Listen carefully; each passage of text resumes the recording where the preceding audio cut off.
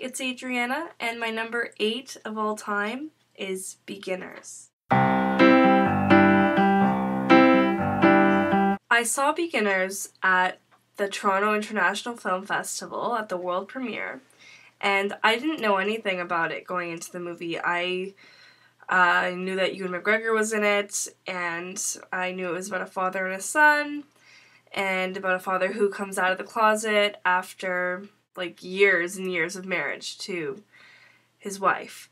And I remember watching it in that theater and just being so in love with this movie and thinking, you know, maybe this might be my new favorite movie. And there's something so special about this film, something so unique, and it's due to Mike Mills, the director, he started out as a graphic artist, so he really, really integrates that into this film, which is actually semi-autobiographical, so it makes sense. Ewan McGregor plays Oliver, who you could perceive as him kind of playing the director, even though it's not a straight autobiography, but the director went through the same thing that happens in this movie.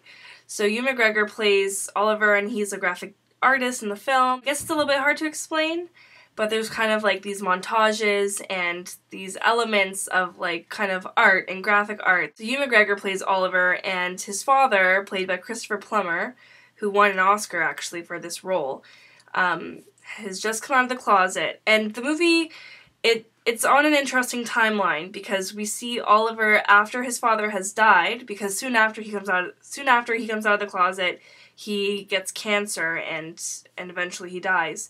So you see the story of him and his father just coming out of the closet. You see the story of him and his father being in the hospital and going through cancer, and then you see him after his father has died when he meets his love interest, played by Melanie, Laurent. Her character is Anna.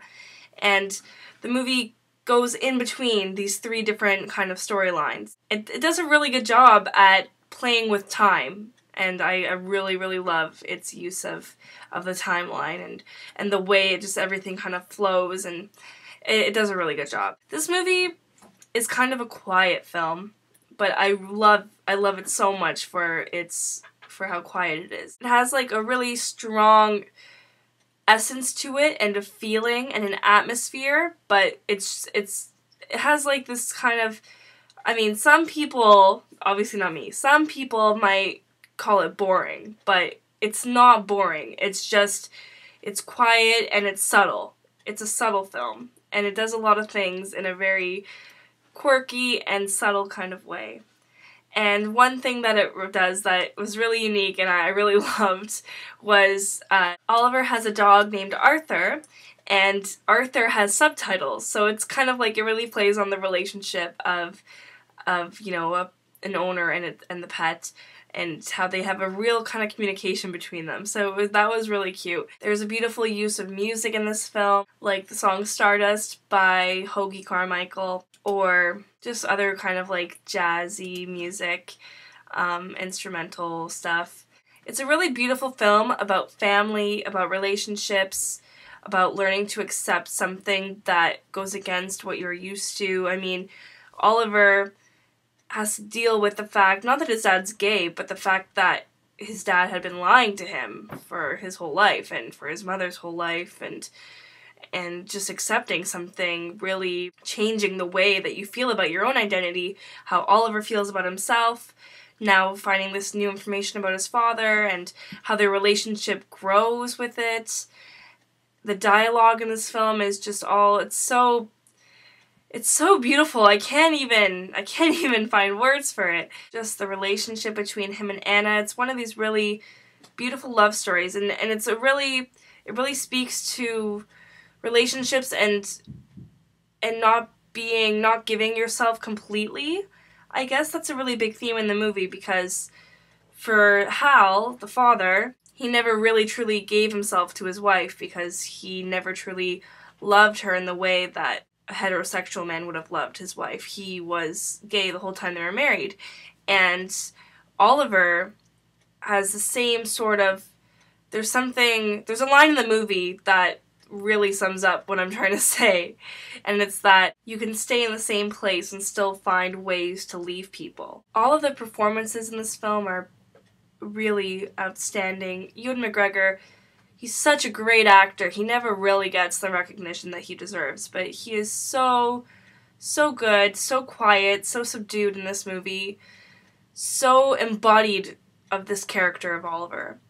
And Melanie Laurent, who I love as an actress, plays Anna, and she as well is just so great in this film. It's the first time I've seen her in an American film. And Christopher Plummer is amazing in this film, and everyone, all the supporting actors in this movie. I don't know. Something about this film really, really resonated with me. I love it every time I watch it. It gives you this really powerful feeling, and just it says so much about so many things that just ring so true about family and relationships and love, and it does it. It executes it in such a beautiful way, in such a unique way, through the timing, the timelines, the memory, the graphic art images, the art of the director, Mike Mills. He infuses his graphic design into this movie in such a way. I really just watch this movie, please. It's a really beautiful, touching film, and it has so many little quirks to it that are just really unique to this movie. So, yeah, that's my review of Beginners. Thank you so much for watching, and tomorrow my number 7 movie will be revealed, and I'll post a review for that, so stay tuned. And you can find the links to my number 9 and my number 10 video under this if you haven't seen that.